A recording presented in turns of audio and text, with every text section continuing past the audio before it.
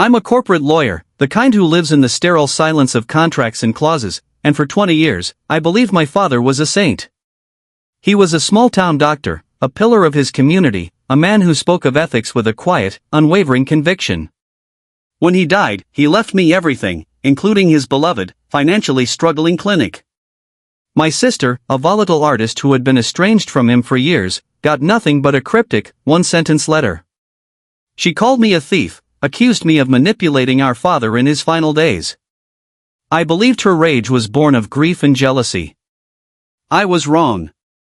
The truth, I discovered, wasn't in his will, but hidden in the mundane lines of his old accounting ledgers, in the whispers of the town's oldest residents, and in a locked box containing a secret so profound it redefined our entire family. My father wasn't a saint. He was a masterful manipulator who had orchestrated a 20-year-long act of financial and emotional punishment against his own daughter. And I, the loyal son, was his unwitting final weapon. My sister didn't need a lawyer to fight me, she needed a brother to finally believe her. And my revenge wouldn't be against her, but against the ghost of the man I once worshipped, a revenge that would mean dismantling his sacred legacy to honor the truth he tried to bury forever. But to understand the weight of that final choice, you have to walk with me through the labyrinth of lies he's so carefully constructed. It began on a Tuesday, a day steeped in the oppressive humidity of a Chicago summer. I was in my office on the 72nd floor of the Willis Tower, the city a muted tapestry below, the world reduced to the quiet hum of my computer and the rustle of papers. My name is Ethan Hayes, and at 45, I was at the pinnacle of my career. A senior partner at a top-tier law firm, my life was a fortress built of billable hours and successful litigations. I dealt in facts, in evidence, in the cold, hard logic of the law. My personal life was just as structured, a beautiful apartment overlooking the lake, a membership at an exclusive club, a series of agreeable but emotionally distant relationships. It was a life of control, a life my father had always quietly approved of. The call came from our family's small-town lawyer, a man named George, whose voice trembled with a sorrow that felt alien to my world of calculated composure. "Ethan," he said, and the pause that followed was a chasm. "It's your father. A heart attack. He's gone." The words didn't compute. Dr. David Hayes didn't just die. He was a constant, an unshakable monolith of integrity. He ran the only clinic in the small town of Havenwood, Illinois, a place I had escaped at 18 but still considered my anchor. He was the kind of doctor who still made house calls, who accepted pies as payment from elderly patients, whose funeral would be attended by the entire town. I flew home that afternoon, the sterile air of the first-class cabin feeling like a world away from the raw, untamed grief that was slowly beginning to breach my defenses. The funeral was exactly as I'd predicted.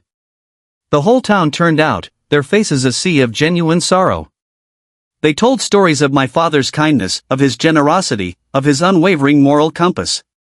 I stood there, the grieving, successful son, accepting condolences, my heart aching with a pride that was inextricably linked to my sorrow. My sister, Chloe, was a conspicuous absence. She arrived late, slipping into the back pew just as the service was ending. She looked like a storm cloud in a room full of somber gray. At 42, she was a whirlwind of paint-stained jeans, wild curly hair, and an intensity in her eyes that always made people uncomfortable. She was a brilliant, struggling artist who lived in a warehouse loft in Brooklyn, a world away from the button-down predictability of Havenwood. She and my father had had a falling out years ago, a bitter fight over her refusal to go to a sensible college, a wound that had never truly healed. After the service, at the stiff, quiet reception at our family home, the first rail crack appeared. "I need to talk to you, Ethan," she said, her voice low and urgent, pulling me away from a conversation with the mayor. "It's about the will." "Chloe, for God's sake, can't this wait?" I sighed, weary of the impending drama. Dad was just buried.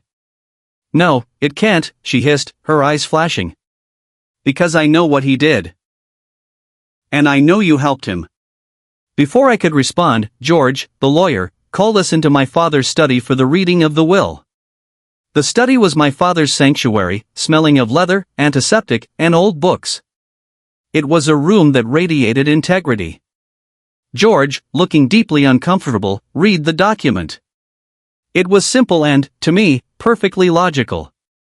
The house, the savings, the investments, and, most importantly, the ownership of the Havenwood Community Clinic were all left to me. I was named the sole executor and beneficiary. Chloe's name appeared only once. To my daughter, Chloe, George read, his voice faltering, I leave the contents of the small, locked box in my desk, along with this letter, in the hope that she may one day understand the consequences of her choices. Chloe didn't flinch. She just stared at me, a look of pure, unadulterated hatred on her face. You knew, she whispered. You son of a bitch, you knew. She snatched the small, ornate wooden box and the sealed envelope from George's desk and stormed out of the room, slamming the door behind her so hard that a portrait of our grandfather rattled on the wall. The weeks that followed were a descent into a nightmare. Chloe called me, night after night, her voice a torrent of accusations. She called me a thief, a liar, a monster who had taken advantage of a dying man. She claimed our father had systematically sabotaged her career, withdrawing promised financial support at critical moments, spreading rumors among gallery owners, all as part of a long, cruel punishment for her defying him. I dismissed it all as the paranoid fantasy of a grieving, unstable artist. I was the good son, the responsible one. She was the volatile one, the one who had broken our father's heart. I threw myself into managing the clinic's affairs, a welcome distraction. It was a financial mess, barely breaking even, propped up by my father's personal savings. My first instinct, as a businessman, was to sell it. It was the logical choice. But I couldn't. It was his legacy. I decided to use my own money to keep it afloat, to hire a new, younger doctor to run it. It was my duty, my final act of love for the man who had given me everything. One night, buried deep in 2 decades of the clinic's financial records, trying to make sense of the chaotic bookkeeping, I found the first anomaly.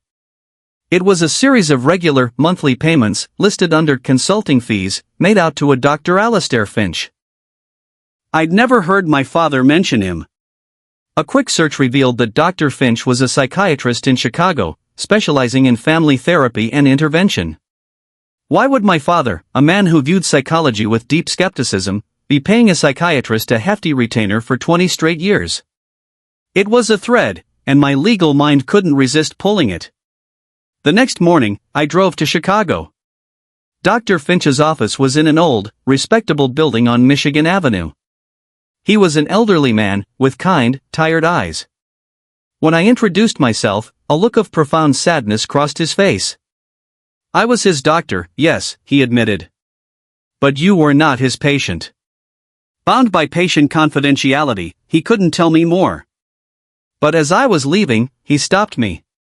Your father was a man of profound convictions, he said, choosing his words with care. Sometimes, convictions can become cages. For everyone. His words were an enigma, but they planted a seed of doubt in my mind. The fortress of my certainty had its first crack. Back in Havenwood, driven by a new, unsettling curiosity, I began to dig deeper. I looked at the clinic's patient records, cross-referencing them with the financial ledgers. And then I saw the pattern. A handful of Chloe's closest childhood friends, the ones who had supported her artistic ambitions, had been patients at the clinic. And each one, at some point in their late teens, had received a scholarship or grant from an anonymous clinic fund I never knew existed. But the payments weren't to them. They were to their parents, often to cover outstanding medical bills they didn't even know they had. It was a form of control, a way of buying their loyalty, of isolating Chloe from her support system. It was subtle. It was brilliant. And it was terrifying. The true all-is-lost moment, however, came not from a document, but from a conversation. I sought out Mrs. Gable, George's widow, a woman who had been my mother's best friend. I found her tending her roses, her hands covered in dirt. I told her about Chloe's accusations, about my confusion. She looked at me, her eyes filled with a pity that cut me to the core. "Oh, Ethan," she sighed, wiping her hands on her apron. "Your father was a good man. But he was not a simple man. He loved Chloe, but he could not forgive her for choosing a life he did not understand. He saw it as a rejection of everything he stood for." And then she told me the story. The story of how my father, using his immense influence in the small town, had quietly and systematically closed doors for Chloe. He'd had a friendly chat with the high school art teacher, who subsequently failed to recommend Chloe for a prestigious summer program. He'd advised the parents of Chloe's first serious boyfriend, a musician, that their son would be better off with a more stable girl. He had even used his connections on a university board to anonymously block a scholarship she had been all but guaranteed. It was a 20-year campaign of quiet, invisible sabotage, all disguised as fatherly concern. My father, the saint, had been waging a secret war against his own daughter. And I, his loyal soldier, had been guarding the armory. I drove home in a daze, the world outside my car window a meaningless blur. I went to his study, the room that had once felt like a sanctuary and now felt like a crime scene. I looked at the small, locked box on his desk, the one he had left for Chloe. The key was in the envelope with the letter. I knew I had no right, but I had to know. I opened the box. Inside was not jewelry or sentimental trinkets. It was filled with Chloe's childhood artwork. Her first finger paintings, her detailed charcoal sketches, her vibrant watercolors. They were all there, perfectly preserved. And at the very bottom was a single, thick file. It was a portfolio of her adult work. My father had secretly collected every review, every gallery announcement, every article written about her over the past 20 years. He had followed every step of the career he was trying to destroy. And then, the letter. His final words to her. I unfolded it. It wasn't an apology. It was a final, devastating judgment. My dear Chloe, it read. I leave you this box, a reminder of the talent you chose to squander. Perhaps in contemplating these, you will finally understand the magnitude of your foolish, wasted life. I gave you every opportunity to be great, and you chose this. Your brother, Ethan, who understood the value of duty and honor, now holds the legacy you so carelessly threw away. May you find peace in your choices, as I have found peace in mine. The cruelty was absolute. It was the final, posthumous twist of the knife. He hadn't just disinherited her, he had tried to obliterate her very sense of self-worth. In that moment, the marble statue of my father crumbled into dust. The man I had worshipped was a monster. And I was his accomplice. The grief in my heart was replaced by a rage so pure and cold it felt like a physical force. My machination began with a single phone call. Chloe, I said, my voice hoarse. It's me. You were right. You were right about everything. And I am going to fix it. There was a long silence on the other end of the line. Why should I believe you? She finally whispered, her voice raw with years of pain.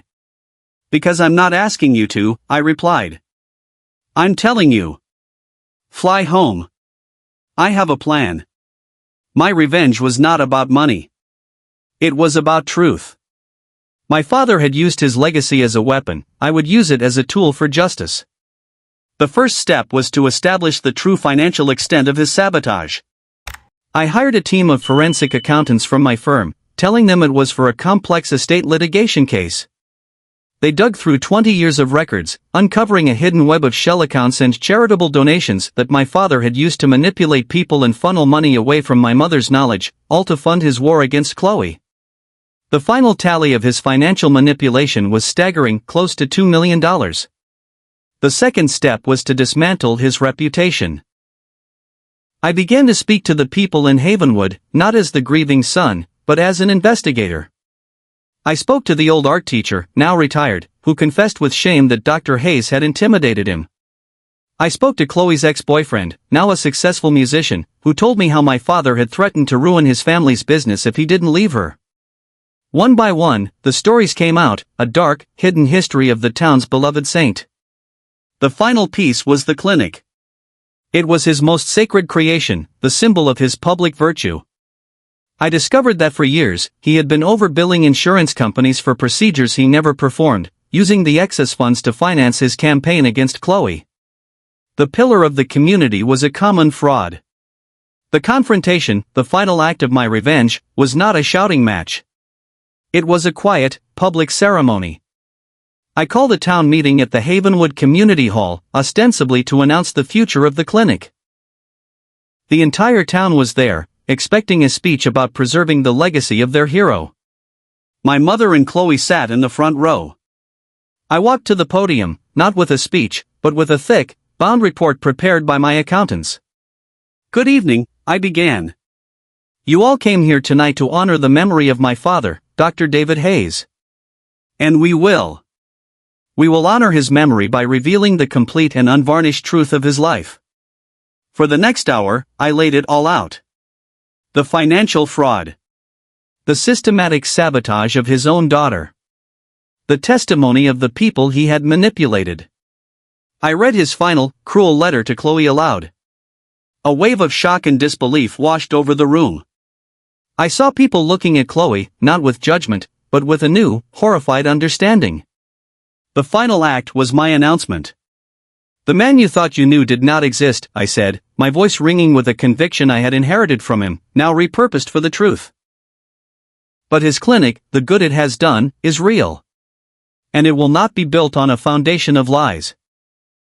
I announced that I would be using the entirety of my inheritance, the $2 million I had recovered, and a significant portion of my own money, to establish the Chloe Hayes Foundation for the Arts, a non-profit dedicated to supporting young, unconventional artists from small towns.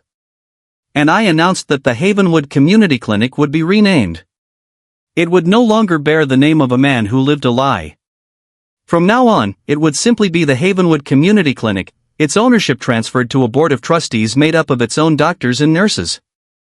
I was dismantling his kingdom, piece by piece, and using the rubble to build something true in its place. The aftermath was a quiet revolution. The town of Havenwood had to reconcile the image of their hero with the reality of the man. It was a painful process, but a necessary one. My brother, Florian, was appalled by my public betrayal of our father's memory and has not spoken to me since. He cannot see past the tarnished legacy to the truth it concealed. My mother, in a surprising turn, found a strange sense of liberation. The burden of upholding her husband's perfect image was gone, and in its place, she began to build a real, honest relationship with the daughter she had been forced to keep at a distance. And Chloe and I are healing. It is a slow, difficult process, a journey through 2 decades of pain and misunderstanding. We are not the siblings we were, or the siblings we might have been. We are 2 survivors, learning to build a new family on the ruins of the old one. Last month, the Chloe Hayes Foundation awarded its first scholarship to a brilliant young painter from a small town in Iowa. I flew out for the ceremony. As I watched this young woman, her eyes shining with a hope that had once been extinguished in my sister, I felt a sense of peace that no legal victory, no financial success, had ever given me. My father taught me about duty and legacy. But it was my sister who taught me about truth. My revenge was not a cold dish. It was a painful, necessary surgery, cutting out the cancer of a lie so that something healthy and real could finally grow in its place.